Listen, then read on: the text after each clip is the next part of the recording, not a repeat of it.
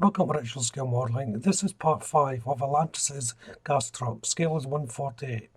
In part 4 I started on the tanker, so in part 5 I'm going to be finishing off the tanker. So let's jump into this and see how well I get on.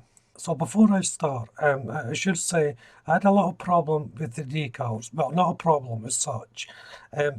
After I placed these decals on, which I showed you in the previous video, I went and chipped the decals with using my cocktail stick to break them up and make them have the wear and tear look.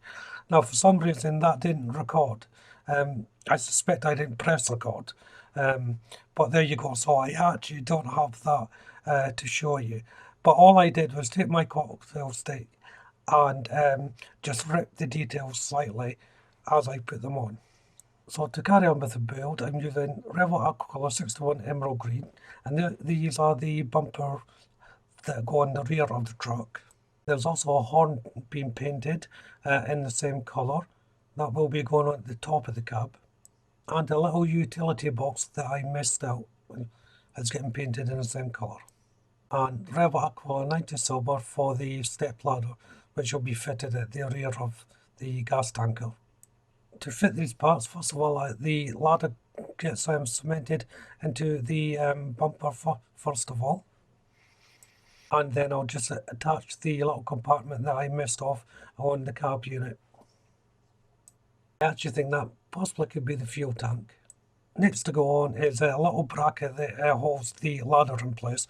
I almost missed this out by mistake, but luckily I realised before I carried on. So I just repainting it in the emerald green colour. Now you can see the decals there, how they're chipped. This is what I was trying to explain at the beginning of the video, which I done off camera.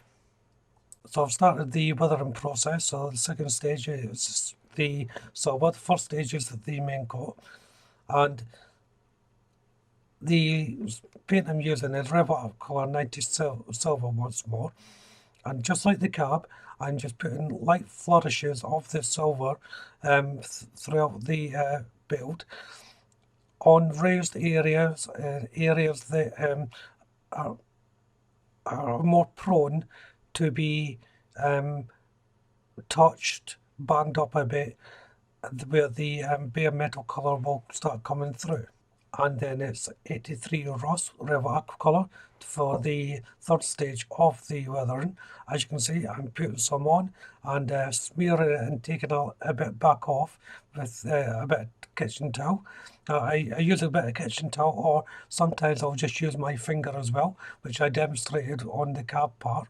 It's all I do with blending and getting the right balance.